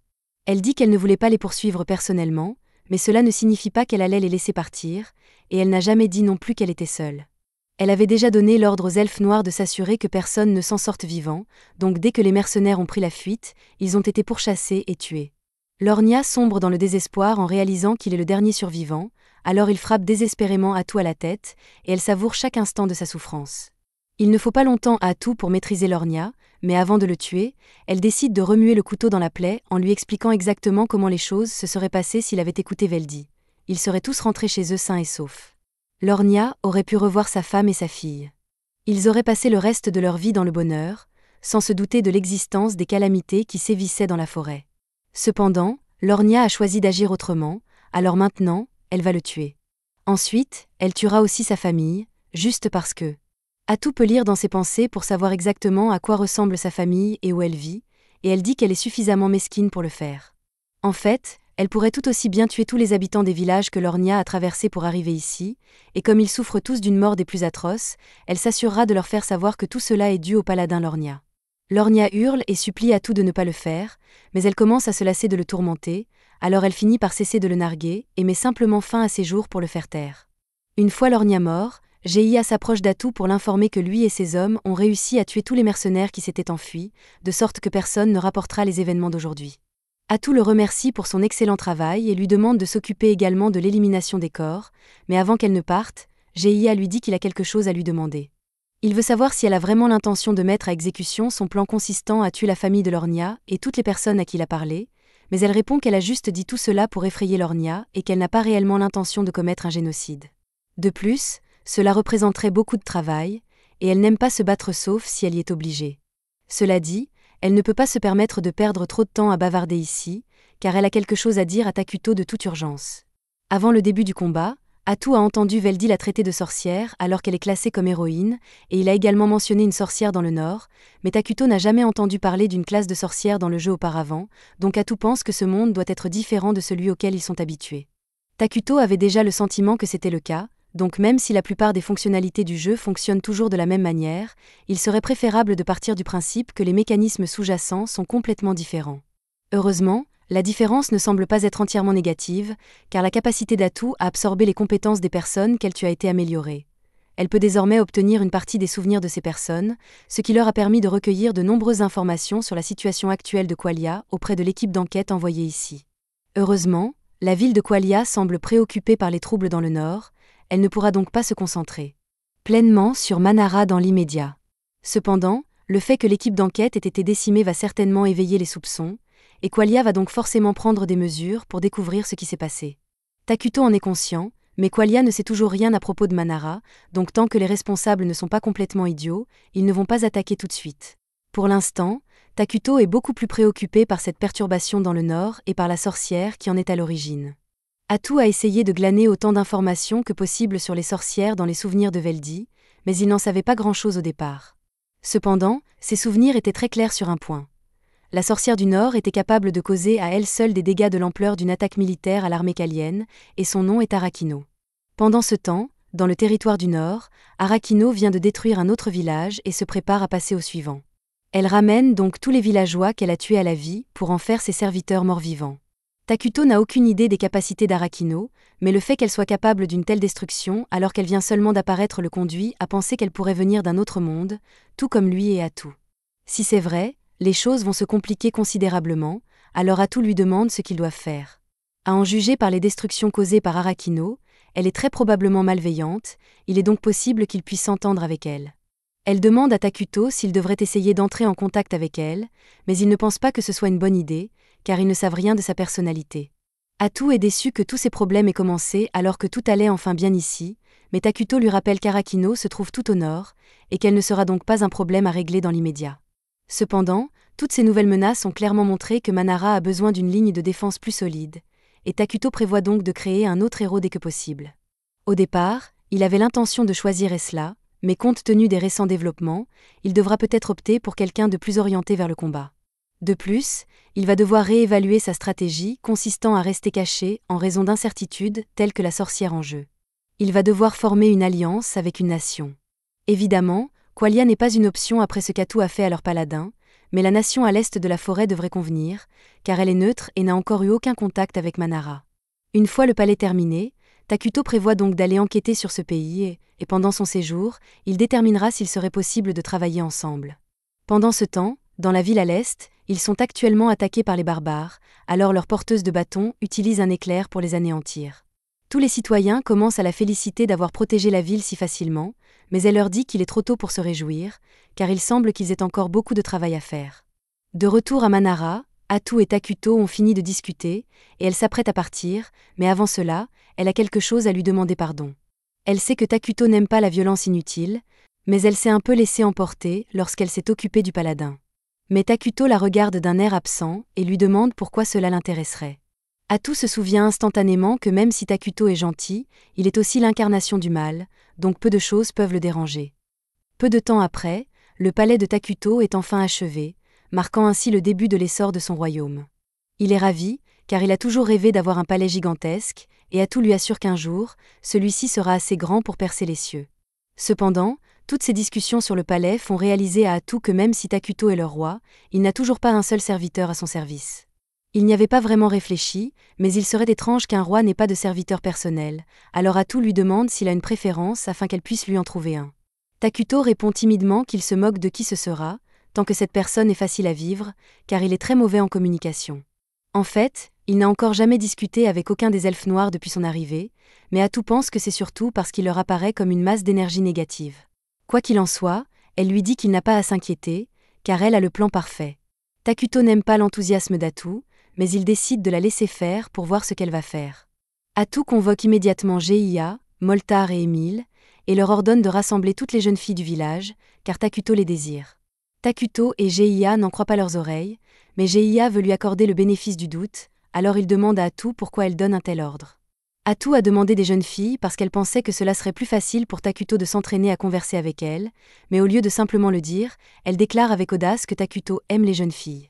Cela va beaucoup trop loin. Alors Takuto empêche Atu de dire quoi que ce soit de pire et lui demande d'expliquer les choses sans le faire passer pour un lamancé. Après avoir entendu toute l'histoire, Moltar et les autres sont soulagés d'apprendre que Takuto voulait simplement un serviteur avec qui il serait facile de parler, et que s'il a spécifiquement demandé des jeunes filles, c'est parce que le royaume manque de main-d'œuvre et qu'il ne voulait pas prendre de précieux travailleurs pour en faire ses serviteurs. Les enfants, qui ne sont pas encore capables de travailler, étaient donc la meilleure option. Moltar et les autres sont impressionnés par la réflexion approfondie de Takuto, ils acceptent donc de lui amener les enfants, et Takuto se réjouit d'avoir enfin des interlocuteurs. Cependant, il a omis un détail dans son plan. Le fait qu'il ressemble toujours à une catastrophe ambulante pour les gens normaux, et les enfants fondent en larmes dès qu'ils le voient. Takuto se sent vraiment mal après tout ce désordre, alors Atu demande à Moltar s'il y a des enfants qui ne crieront pas à la vue du roi, mais vu les circonstances, Moltar ne voit personne qui pourrait convenir. Gei prend soudainement la parole et demande si Takuto a déjà rencontré les jumeaux, mais dit qu'il ne les a pas présentés parce qu'il ne pensait pas qu'ils seraient des serviteurs appropriés pour Takuto. Pour parler franchement, ils ont un passé un peu trouble, et il craignait qu'ils n'offensent le roi d'une manière ou d'une autre, mais à ce stade, il ne reste plus beaucoup d'options, alors Atu lui dit de les appeler quand même. Quelques instants plus tard, les jumelles arrivent au palais et se présentent sous les noms de Karia et Maria, mais alors que Karia s'adresse à Takuto avec le respect qui lui est dû, Maria lui parle de manière décontractée, comme s'il était l'un de ses amis. Atu comprend immédiatement que ses enfants ont traversé des épreuves difficiles, et elle demande à Karia comment elle a contracté ses plaies sur son corps.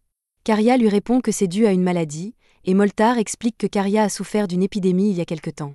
Même si elle est guérie, les cicatrices causées par la maladie sont toujours visibles. Atu demande alors ce qui est arrivé à Maria, et Karia explique que Maria a dû subir quelque chose de très cruel et qu'elle n'est plus la même depuis. Atu demande à Karia ce qu'elle entend par « quelque chose de cruel », et sans hésiter, Maria répond qu'elle a mangé sa mère. C'est bien pire que ce qu'Atu avait imaginé, alors elle demande des explications à Moltar, qui n'est pas fier de ce qui s'est passé à l'époque, mais c'était la seule solution. Les membres de la tribu des Elfes Noirs n'ont jamais oublié le noble sacrifice que Maria et la mère de Karia ont fait pour eux. Après avoir entendu cela, Takuto se souvient que les elfes ont dû voyager longtemps à travers des terrains dangereux lorsqu'ils ont été chassés de leur foyer, et dans des situations difficiles comme celle-ci, la famine devient une préoccupation majeure, donc des sacrifices ont dû être faits. Il semble que le fait d'avoir été contrainte de manger sa propre mère ait bouleversé la perception du monde de Maria, et bien qu'il soit positif qu'elle ne semble pas du tout craindre Takuto, Atu n'est pas sûr qu'elle soit une bonne servante pour lui. Cependant, alors qu'Atu était perdu dans ses pensées, Maria s'approcha de Takuto et, lorsqu'elle fut près de lui, elle lui dit qu'il lui semblait pâle. Takuto est surpris d'entendre cela, car la plupart des gens le décrivent comme l'incarnation des ténèbres, mais ce n'est pas le cas de Maria. Il lui demande si elle accepterait de devenir sa servante pour prendre soin de lui, et Maria répond qu'elle fera de son mieux. Takuto la nomme alors officiellement sa servante et candidate à la direction de Manara. Atu est étonné, car c'est la plus longue conversation que Takuto ait jamais eue avec quelqu'un d'autre qu'elle, mais même si Maria semble d'accord, Karia n'a pas dit grand-chose, alors Takuto lui demande ce qu'elle pense de sa proposition. Karia répond qu'en tant que petite sœur de Maria, elle a le devoir de rester à ses côtés à tout moment, et que si Maria veut devenir la servante de Takuto, alors Karia le fera aussi.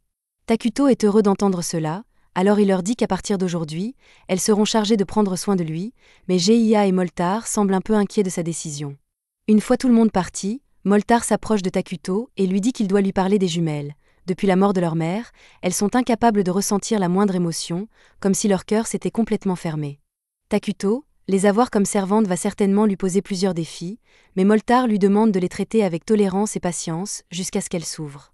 Plus tard, Maria et Karia commencent leur fonction officielle en tant que servantes de Takuto, mais des problèmes surviennent presque immédiatement, car lorsque Maria essaie de lui apporter un verre d'eau, elle trébuche accidentellement sur ses propres pieds et renverse tout sur Takuto. Karia propose de l'essuyer et s'excuse pour l'erreur de Maria, car ce n'est pas la première fois que cela arrive, mais Takuto dit qu'il n'est pas fâché. Quelques instants plus tard, Atu entre et est déçu de voir que Maria a encore fait une erreur, mais Takuto lui dit d'être indulgente avec les filles. Atu ne supporte pas qu'elle se trompe aussi souvent, mais si Takuto ne veut pas les punir, elle ne peut rien y faire. Elle dit à Takuto qu'il a une réunion à laquelle il doit assister et que, en tant que ses assistantes, Maria et Karia devront également y assister, elles ont donc intérêt à se comporter de leur mieux. La réunion commence peu après, et la première à faire son rapport est Émile. Elle est responsable du département de la construction, et elle dit à Takuto qu'avec le palais terminé, ils ont beaucoup de travailleurs disponibles pour le moment, et qu'ils ont également une tonne de ressources en réserve, donc elle pense qu'ils peuvent bientôt commencer à travailler sur un autre projet. Takuto et Atu sont d'accord avec l'évaluation d'Émile, ils lui demandent donc de commencer la construction d'une clinique dès que possible, car ils ont besoin d'un moyen de prendre soin de la santé et de la sécurité des citoyens de Manara. Émile répond qu'elle va s'y mettre immédiatement, et maintenant que les questions de construction ont été réglées, Atu demande à parler à la personne chargée de la collecte des ressources. Cependant, Émile est également responsable de cela, ils devront donc peut-être envisager d'embaucher du personnel supplémentaire prochainement. Quoi qu'il en soit, elle rapporte que la collecte de nourriture et de matériaux se déroule sans encombre et que, grâce à l'aide de Takuto, ils ont pu acquérir des produits de première nécessité qu'ils ne pourraient pas produire eux-mêmes, mais cela consomme beaucoup de mana de Takuto, ils devront donc trouver d'autres méthodes pour acquérir ces produits prochainement. Il n'est pas idéal de recourir si souvent à la production d'urgence, mais pour l'instant, c'est une dépense nécessaire. Takuto dit qu'ils peuvent continuer à compter sur lui, mais qu'ils vont devoir donner la priorité au bâtiment et à la recherche afin d'augmenter la production de mana de Takuto. Atu remercie Émile pour son travail acharné, et maintenant que les ressources ont été discutées, il est temps de parler de la recherche sur la magie. Moltar se lève pour faire son rapport. Il informe Takuto et Atu qu'il a réussi à créer une magie militaire. Bien qu'il soit pour l'instant le seul à pouvoir l'utiliser, il est convaincu qu'avec suffisamment d'entraînement, ses subordonnés finiront par en être capables aussi. Il pourrait même être en mesure de lancer des sorts puissants en utilisant le mana détruit produit par le palais, mais comme Takuto a déclaré qu'il ne voulait pas déclencher de guerre, ils n'auront probablement pas beaucoup d'occasions de l'utiliser. Pour l'instant, Atu demande à Moltar de se concentrer sur la recherche des 6 éléments principaux de l'arbre des compétences magiques, car ceux-ci seront les plus utiles au développement de la nation. Enfin, elle fait appel à Geiya pour lui demander des nouvelles de l'état de leur armée, et celui-ci l'informe que l'armée dispose actuellement de 5 insectes éclaireurs. Ils ont principalement été occupés à explorer le territoire inexploré de la Terre Maudite, mais les terres à l'extérieur de la forêt sont principalement des plaines, ils ne peuvent donc pas explorer cette région sans risquer d'être repérés, et comme la discrétion est l'une des principales priorités de Manara en ce moment, les éclaireurs sont limités dans leurs possibilités d'exploration. Atu répond que ce n'est pas grave, car ils ont déjà obtenu un rapport détaillé sur toute la région forestière, et elle demande à Geiya d'affecter les éclaireurs à des patrouilles de routine autour du périmètre de la forêt. Geiya lui demande si elle est sûre de vouloir affecter tous les insectes à des patrouilles, et Atu comprend qu'il s'inquiète pour la force de leur armée, mais elle lui répond qu'elle est plus que suffisante pour faire face à toutes les menaces qui pourraient se présenter. De plus, elle et Takuto ont déjà décidé de créer un nouveau héros, et Takuto leur annonce qu'il va finalement invoquer Esla. Il demande s'ils ont réussi à rassembler toutes les ressources nécessaires pour cela, et Moltar lui répond que le bois et les rations sont prêts, mais qu'il reste le problème de la grande quantité de mana requise. Après de nombreuses discussions et compromis, la réunion d'aujourd'hui prend enfin fin, et Takuto est satisfait de la façon dont chacun a rempli son rôle. Il retourne ensuite dans sa salle du trône, mais alors qu'il marche, Maria le bouscule et jette les documents de la réunion par terre. Karia s'excuse à nouveau en son nom et va aider à ramasser les papiers, mais elle déchire accidentellement l'un des documents en deux. Ils lèvent tous deux les yeux vers Takuto, s'attendant à ce qu'ils soient en colère contre eux, mais il leur dit simplement qu'ils n'ont pas à s'inquiéter et va s'asseoir sur son trône.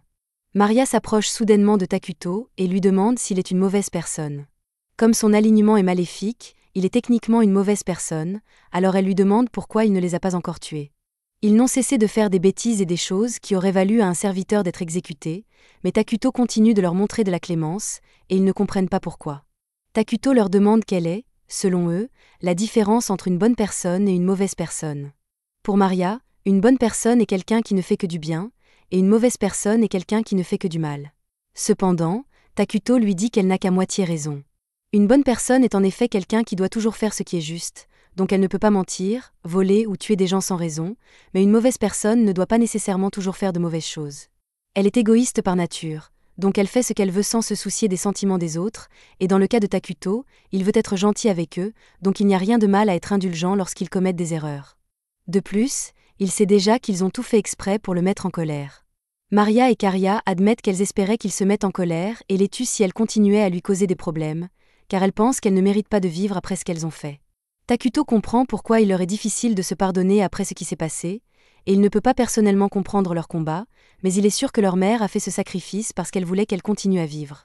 Takuto veut qu'elles sachent qu'elles sont libres et que la meilleure chose qu'elles puissent faire maintenant est de vivre leur vie pleinement afin que le sacrifice de leur mère ne soit pas vain.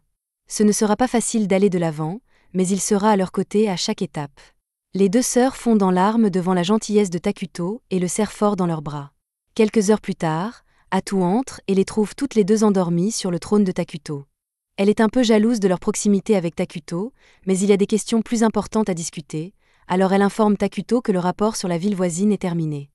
La ville s'appelle Dragontan et fait partie de la nation neutre multiraciale connue sous le nom de Foron. Comme la ville abrite de nombreuses races différentes, Takuto pense qu'il devrait être facile de négocier avec ses habitants, mais il est également un peu inquiet du fait que Dragontan ait été construite dans un endroit aussi isolé. Atu informe Takuto que la raison pour laquelle la ville a été construite ici est qu'il y a une mine de veines de dragon, et que les veines de dragon sont particulièrement précieuses car elles produisent naturellement du mana. Elle suggère donc de s'en emparer dès que possible. Le rapport indique également que Dragontan est actuellement attaqué par des barbares tels que des ogres et des gobelins, et qu'elle semble avoir du mal à se défendre. Takuto lui demande si Dragontan a reçu de l'aide de sa patrie, mais d'après ce qu'elle sait, aucun renfort n'a été envoyé jusqu'à présent, et la situation ne s'améliore donc pas. Compte tenu de l'état de Dragontan, Takuto suppose qu'il doit y avoir au moins quelques réfugiés, et que s'ils accueillent ces réfugiés à Manara, ils pourront à la fois augmenter leur population et établir une relation avec Dragontan, et qu'ils pourraient bientôt revendiquer la mine de veines de dragon pour eux-mêmes. Takuto demande à Atu de préparer immédiatement une délégation, mais alors qu'ils sont en route vers la ville, la délégation d'Atu tombe sur un groupe de bêtes sauvages au milieu de nulle part, et la tension monte.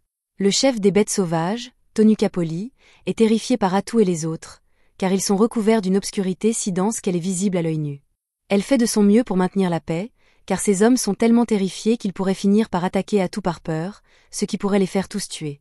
Atu a toujours pour ordre de garder secrète l'existence de Manara, elle se prépare donc à éliminer tous les témoins présents. Cependant, Pépé est trop stupide pour reconnaître la menace que représente Atu. Il lui demande simplement son nom et engage la conversation, ce qui est tellement audacieux et stupide qu'Atu en est surprise et décide de ne pas les tuer pour l'instant. Finalement, le groupe d'Atu parvient à se mettre d'accord, et Atu découvre que le groupe de Tonukapoli est en fait une délégation envoyée par Dragantin. C'est un coup de chance, car cela lui évite d'avoir à s'y rendre elle-même. Elle invite donc Tonukapoli et ses hommes à venir rencontrer le roi de Manara. Tonukapoli est un peu nerveuse, car un roi capable de commander quelqu'un d'aussi puissant qu'Atu doit forcément être terrifiant, et lorsqu'elle rencontre enfin Takuto, c'est encore pire qu'elle ne l'avait imaginé, car tout ce qu'elle voit, c'est un abîme sans fin de ténèbres, et elle commence vraiment à regretter la décision qu'elle a prise plus tôt. Avant de rencontrer Atu, le groupe a été attaqué par un géant dans les terres arides, mais Pépé, l'un des porteurs de bâton, a réussi à utiliser la magie de l'herbe pour trouver le géant et le mettre à terre. Malheureusement, son QI à un chiffre lui rend difficile de réfléchir, alors au lieu d'achever le géant, il se contente de se tenir debout sur lui et commence à exiger des louanges pour sa magie. Comme on pouvait s'y attendre, le géant finit par se libérer et jette Pépé au sol, mais juste au moment où il s'apprête à l'écraser, Tonucapoli vient à la rescousse et utilise à la fois la magie de l'herbe et de la terre pour coincer le géant contre un rocher. Tonucapoli donne ensuite une gifle à Pépé et lui dit qu'il doit cesser d'agir comme un idiot, car en tant que seul jeune porteur de bâton, des vies dépendront un jour de ses actions. Pépé lui répond qu'il fera de son mieux, mais il ne comprend clairement pas l'importance de sa position. Si Dragantin continue d'être attaqué par des géants, ce n'est qu'une question de temps avant qu'il ne soit complètement détruit, mais ils n'ont aucune idée de ce qui pourrait en être la cause. Le seul indice dont ils disposaient était la rumeur d'une calamité apparaissant dans les terres maudites, alors Tonucapoli a déclaré qu'elle avait l'intention d'aller enquêter et d'enseigner à Pépé une chose ou deux sur la responsabilité. Elle l'a forcé à l'accompagner, mais elle regrette maintenant cette décision, car un seul faux pas de sa part pourrait les tuer tous. Un instant plus tard, Pépé prend la parole au hasard et demande à Takuto s'il veut être son ami, et Tonucapoli panique car s'adresser directement à un roi de manière aussi effrontée pourrait être passible de la peine de mort. Elle s'excuse et tente de trouver une excuse pour l'éclat de Pépé, mais à sa grande surprise, Takuto semble sincèrement heureux de la proposition de Pépé de devenir ami, et il dit qu'il aimerait beaucoup s'entendre avec lui. Après cela, un festin est préparé pour accueillir Pépé et le groupe de Tonucapoli, et une fois que tout le monde est assis, Maria et Karia leur servent un verre de jus de pomme. Tonucapoli prend une gorgée de jus et est émerveillée, car elle n'a jamais rien goûté d'aussi délicieux auparavant, et la qualité de la verrerie ici est bien supérieure à celle du plus grand artisan du continent. Pépé adore également le jus, il demande donc à Maria de lui en resservir, et avant même que son jus supplémentaire n'arrive, il saute de sa chaise et commence à complimenter Gia sur ses énormes muscles. Il va ensuite montrer sa magie à Moltar, et tout le monde le laisse faire ce qu'il veut, car Takuto semble l'apprécier. Takuto est impressionné par la sociabilité de Pépé, quelle que soit la situation, et il est heureux qu'il soit devenu ami, mais comme il n'a jamais eu d'amis auparavant, il ne sait pas vraiment ce que les amis sont censés faire. Pendant que Pépé se fait gronder par Tonucapoli, Takuto attire son attention et lui demande s'il veut jouer à un jeu. La pièce devient silencieuse pendant un moment, car personne ne s'attendait à ce qu'il dise cela, et Takuto commence à se sentir mal à l'aise, mais Pépé accepte joyeusement de jouer avec lui, et les deux s'assoient ensemble. Le premier jeu auquel il joue est une invention de Pépé. Chacun prend un brin d'herbe et tire dessus pour voir lequel cassera le premier. Tonucapoli craint que Takuto ne se sente insulté par un jeu aussi simple, mais celui-ci s'amuse beaucoup. Les deux continuent à jouer pendant un moment, et Pépé finit par essayer plusieurs jeux créés par Takuto. Il dit qu'il s'est beaucoup amusé et suggère même à Takuto de les vendre à Dragontin, mais Tonucapoli l'interrompt, car ce n'est pas à Pépé de prendre ce genre de décision. Takuto est en fait ravi que Pépé ait abordé le sujet du commerce, car il a l'intention d'établir une relation commerciale avec Dragontin, mais avant cela, il va devoir mettre de côté son amitié avec Pépé et agir strictement en tant que souverain. Une fois le repas terminé, Atu attire l'attention de Tonucapoli et lui demande pourquoi elle est venue dans ces terres. La question la met mal à l'aise, mais elle répond que son pays est constamment attaqué par les barbares. Atu est un peu surpris que ce soit les barbares qui attaquent Dragontin, car ils évitent généralement les grandes villes, et Tonucapoli répond que c'est précisément pour cette raison qu'elle est venue ici, pour enquêter sur les causes du comportement des barbares. Takuto lui demande si cela signifie qu'ils n'ont pas la puissance militaire nécessaire pour combattre efficacement les barbares, et la tension artérielle de Tonucapoli monte légèrement, car si Takuto découvre à quel point la situation à Dragontin est grave, Manara pourrait bien essayer de les conquérir au lieu de négocier. Elle ment et dit que Dragontin a encore assez de force pour repousser les barbares, mais que la nature inhabituelle de leur mouvement devait être étudiée malgré tout. Son argument a réussi à convaincre tout le monde que Dragontin était encore capable de se défendre, mais Pépé ouvre alors sa grande bouche et dit qu'il est confus, car Tonucapoli lui avait dit plus tôt qu'ils étaient là parce que s'ils ne découvraient pas pourquoi les barbares attaquaient, Dragontin serait condamné. Atu commence à se sentir mal pour Tonucapoli et le fait qu'elle doive supporter Pépé tout le temps, mais elle et Takuto lui assurent qu'ils n'ont aucune mauvaise intention envers Dragontin, donc elle n'a pas à s'inquiéter. Pour l'instant, ils se concentrent davantage sur leurs affaires intérieures, ils n'ont donc pas l'intention de déclencher de guerre ou de conquérir d'autres nations dans un avenir proche, mais ils ne peuvent pas simplement ignorer la question des barbares. Si Dragontin venait à tomber aux mains des barbares, on peut supposer que Manara, le royaume le plus proche, serait le prochain sur la liste, ce qui en fait également leur problème. Tonucapoli est stupéfaite et demande si cela signifie qu'ils sont prêts à offrir leur aide, car, en toute honnêteté, vu à quel point ils se sont surmenés pour construire une ville près de la veine du dragon, Dragontin est voué à tomber si rien n'est fait. Atu demande à Takuto ce qu'il pense qu'il devrait faire, et celui-ci répond qu'il veut aider son ami, donc il est prêt à offrir toute l'aide nécessaire. Tonucapoli est ravi d'entendre cela, Mais elle demande ce qu'il veut en échange, car grâce à la grande bouche de Pépé, ils savent déjà que Dragantin est en grande difficulté.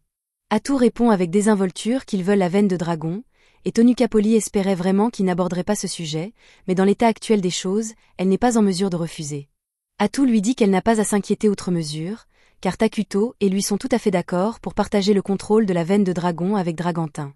Après tout, ils n'ont pas vraiment besoin de beaucoup de mana pour le moment, mais ils veulent se réserver le droit exclusif de choisir la conversion élémentaire à partir de la veine de dragon. Tonucapoli est choqué que Manara dispose déjà de la technologie nécessaire pour transformer le mana pur en énergie élémentaire, car il aurait fallu 10 ans supplémentaires à Dragontin pour la perfectionner. Il est désormais clair pour elle que Manara est une civilisation bien plus avancée que la leur, et qu'une alliance avec eux serait donc extrêmement bénéfique, mais conformément à la tradition, elle dit à Pépé que c'est à lui de prendre cette décision. Il est peut-être idiot, mais il est le plus jeune porteur de bâton et, par extension, le futur souverain de la nation. Il a également un œil averti lorsqu'il s'agit d'évaluer les gens, alors elle lui demande s'il souhaite conclure l'alliance, et Pépé répond qu'il veut être ami avec tout le monde à Manara. Les deux royaumes forment donc officiellement une alliance. Peu après, Atou convoque une réunion pour discuter des termes de leur accord avec Dragontin. Manara accepte d'envoyer des biens de consommation à leur ville, et en échange, Dragontin leur fournira des produits métalliques et des produits de première nécessité. Moltar est satisfait de cet accord, car jusqu'à présent, ils dépendaient de Takuto pour s'approvisionner en ces produits, mais leur plus grand gain découle de l'accès à la veine de dragon, et ils doivent remercier Pépé pour la façon dont les choses se sont déroulées. Car s'il n'avait pas révélé la véritable situation de Dragontin, Tonucapoli aurait conservé sa fausse confiance, et il n'aurait probablement pas fait de progrès significatifs en matière de relations internationales. Par conséquent, Dragontin aurait été détruit bien avant que Manara ne puisse offrir son aide. Takuto commence donc à se demander si Pépé est vraiment un idiot, ou s'il a peut-être tout planifié pour obtenir le meilleur résultat possible. Passant à autre chose, Atou suggère qu'ils discutent de la manière dont ils vont gérer les relations avec Dragantin à partir de maintenant, mais Maria et Karia semblent un peu perdus, alors elle demande si quelqu'un sait réellement quel genre de nation est Dragantin. Ils étaient tous tellement concentrés sur les négociations qu'ils ont oublié qu'ils n'étaient jamais allés dans cette nation, et qu'une partie importante du maintien des relations internationales consiste à comprendre la culture et les valeurs de ses alliés. Lorsque Takuto jouait au jeu, il lui suffisait de cliquer sur un bouton pour établir des relations amicales, il ne lui était donc jamais venu à l'esprit qu'il devrait désormais travailler pour maintenir l'alliance. Étant donné leur manque de connaissances à ce sujet, Atou suggère que leur première étape devrait être d'enquêter sur la capitale, Crescent Moon, mais celle-ci est assez éloignée de Manara, ce qui rendrait l'enquête très longue. Takuto dit qu'ils peuvent mettre cela en attente pour l'instant, car leur priorité principale devrait être d'aider Dragantin à combattre les géants. Cependant, Moltar fait remarquer que rendre visite à une autre nation n'est pas quelque chose qu'ils peuvent faire comme ça, car il y a des règles à respecter. Maria et Karia lèvent la main et demandent si elles peuvent simplement aller jouer, et même si cela peut sembler enfantin, c'est en fait une très bonne idée. Si elles considèrent cela comme une visite de courtoisie avant d'envoyer une délégation officielle, elles pourront s'y rendre immédiatement. Moltar propose d'y aller, mais Takuto pense qu'il est un peu trop haut placé pour être envoyé comme messager. Pour l'autre nation, Moltar serait en quelque sorte le plus haut chancelier magique de Manara, il n'est donc pas envisageable. Il en va de même pour Geia et Emile, car leurs positions sont tout aussi importantes. Il faudrait quelqu'un en qui Takuto a confiance, mais qui n'occupe pas un rang trop élevé, et c'est alors que Maria et Karia lèvent la main pour se porter volontaires. Takuto rejette immédiatement cette idée, car il craint que cela soit dangereux, et Atou propose d'y aller à leur place, mais Moltar lui rappelle qu'elle est la confidente la plus fidèle de Takuto, et qu'elle est donc sans doute la personne la plus importante ici, à part Takuto lui-même. À ce moment-là, Maria et Karia s'approchent de Takuto et lui rappellent qu'il leur a donné la liberté de faire leur propre choix, et qu'à présent, elles veulent faire tout leur possible pour l'aider, même si cela implique un danger. Takuto hésite à accepter de les envoyer en mission, mais il ne peut se résoudre à dire non à un visage comme celui-là, alors il finit par accepter de les laisser partir, et Atou est jalouse que Takuto ait cédé à la gentillesse de quelqu'un d'autre qu'elle. Émile a encore quelques inquiétudes à l'idée d'envoyer ces deux-là seuls, mais Takuto dit que ce n'est pas grave, car il a déjà de bons gardes du corps en tête. Après cela, il retourne dans sa salle du trône, et Atou boude toujours parce que Takuto a cédé à la demande de Maria et Karia, alors il ne sait pas trop quoi faire. Il se tourne vers Maria pour lui demander de l'aide, et elle lui dit qu'il devrait simplement dire à Atou exactement ce qu'il ressent, alors il va essayer. Il s'approche d'Atou et s'excuse de l'avoir mise mal à l'aise, mais elle n'a pas à s'inquiéter qu'il la remplace. Il est extrêmement reconnaissant pour tout ce qu'Atou fait pour lui et pour le fait qu'elle soit toujours à ses côtés. Alors il lui dit qu'il n'y a personne d'autre avec qui il préférerait être, et c'est tout ce qu'Atou avait besoin d'entendre. En fait, elle imagine déjà une vie de couple heureuse avec Takuto, et il ne sait pas exactement à quoi elle pense, mais il est content qu'elle ne soit plus en colère contre lui. Peu après, Takuto emmène Maria, Karia et Atu à la clinique, mais elles ne comprennent pas pourquoi il les a amenées ici, car aucune d'entre elles n'est malade. Takuto explique que la clinique n'a pas coûté cher à construire. Alors il s'est lancé sur un coup de tête, mais comme Maria et Karia vont partir en mission, il s'est dit qu'il pourrait aussi bien envoyer les nouveaux médecins de la peste qu'il a créés avec elle comme garde du corps. C'était la fin de l'épisode 7.